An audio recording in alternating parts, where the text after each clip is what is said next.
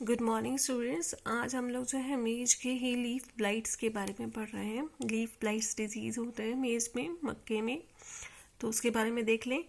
पहले हम देख रहे हैं इसमें नॉर्दर्न लीफ ब्लाइट और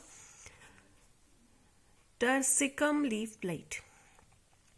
कॉजियल ऑर्गेनिज्म इसका जो है रोग कारक क्या है, हेलमिंथोस्पोरियम टर्सिकम। सिम्टम्स देख लें, इसके लक्षण क्या होते हैं इस रोग के।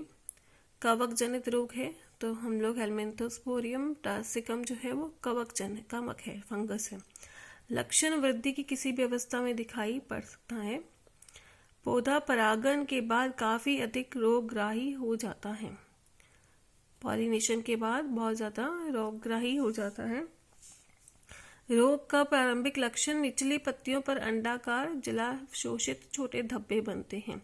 सबसे पहले नीचे वाली पत्तियों पर जो है अंडाकार गोल ओवल शेप्ड और जो हाइग्रोस्कोपिक छोटे धब्बे बनेंगे जो पानी को अपनी तरफ खींच लेंगे, पानी अवशोषित करते हैं, एब्जॉर्ब करते हैं। बाद में धब्बे लंबवत हो जाते हैं, लंबे हो जाएंगे धब्बे, तथा तंतुवत फिलामेंटस, कवक है तो फिलामेंट तो होंगे ही, उत्तकशयम धब्बे बनते हैं। उत्तक को धीरे धीरे जो टिश्यू है उसको खत्म करने लग जाते हैं। ये रोगी धब्बे हल्के जैतूनी रंग से भूरे रंग के होते हैं, पर्पल से ब्राउन कलर के होंगे, परंतु बाद में स्ट्रॉ कलर में बदल जाते हैं, हल्के से पेल येलो कलर की हो जाएंगी।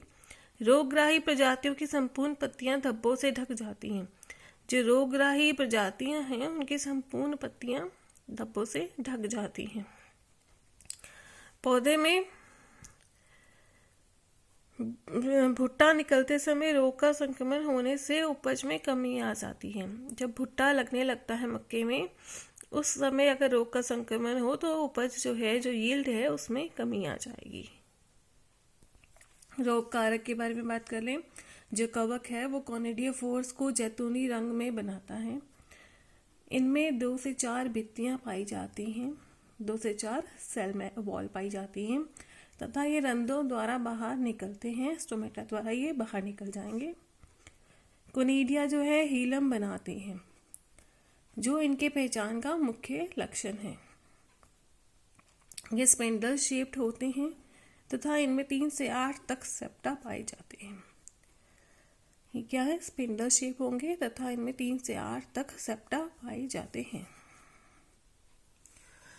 रोग चक्र के बारे में देख लें, डिजीज साइकिल के बारे में। रोग का कवक मक्का के पादप अवशेषों पर पाया जाता है।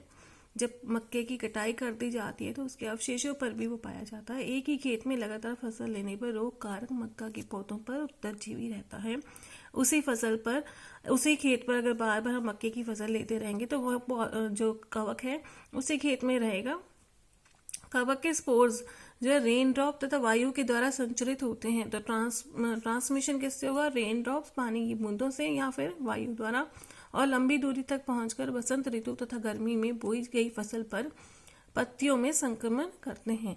लंबी दूरी पर पहुंच के जो वसंत ऋतु या गर्मी में बोई जाने वाली फसलें हैं उन पर संक्रमण करेंगे। देखिए इन्फेक्टेड प्लांट, उससे फंगस जो है winters as mycelia and conidia in infected leaves, husk and other plant parts. Fungus जो है वो विंटर्स में माइसीलिया या कोनिडिया की फॉर्म में इन्फेक्टेड लीव्स और हस्क और अदर प्लांट पार्ट्स में जाएगी। कोनिडिया जो है विंड और रेन से स्प्रेड हो जाएगा टू लीव्स, इन्फेक्शन करेगा और सिम्टम डेवलप होंगे।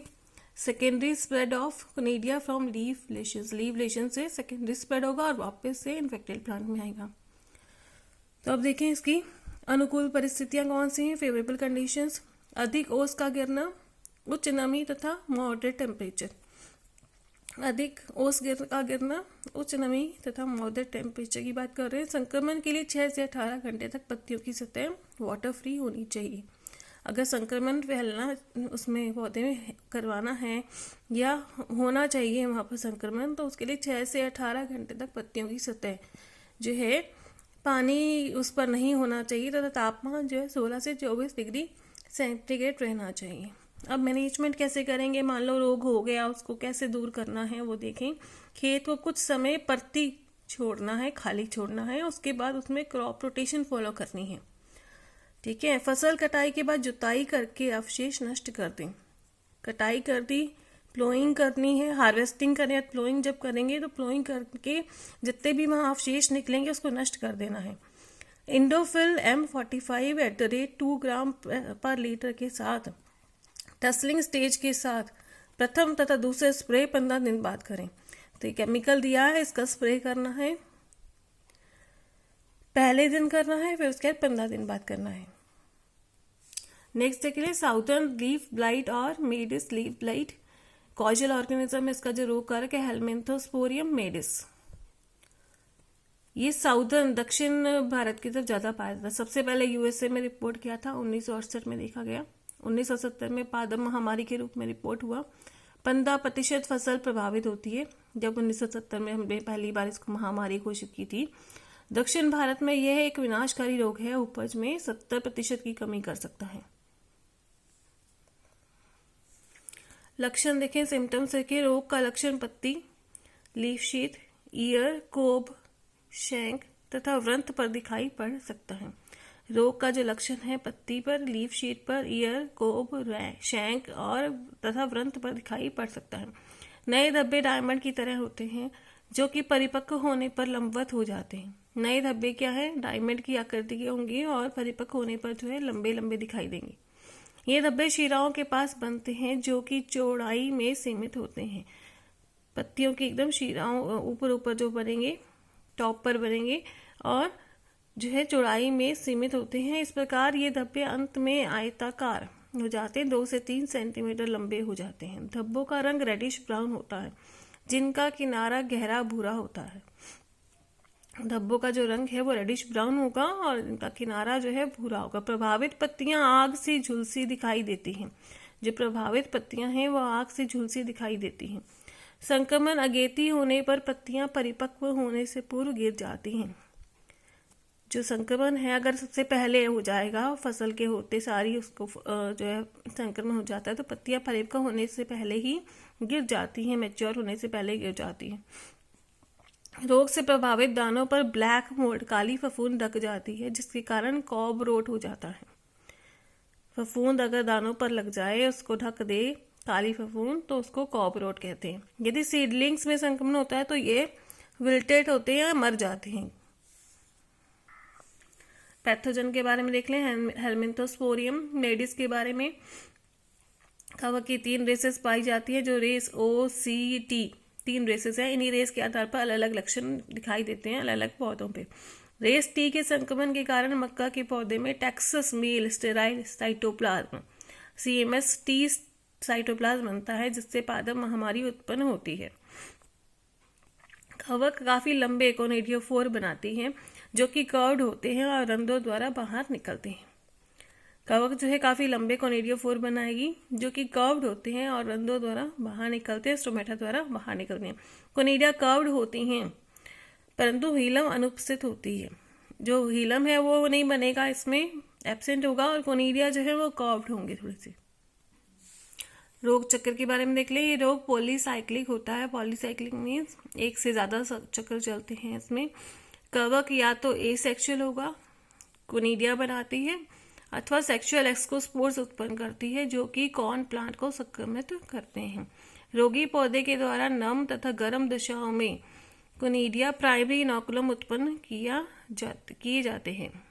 तो रोगी जो है पौधे के द्वारा नम तथा गर्म दशाओं में कोनिडिया प्राइमरी इनोकुलम उत्पन्न किए जाते हैं जो कि स्वस्थ पौधों तक संचरित होते हैं।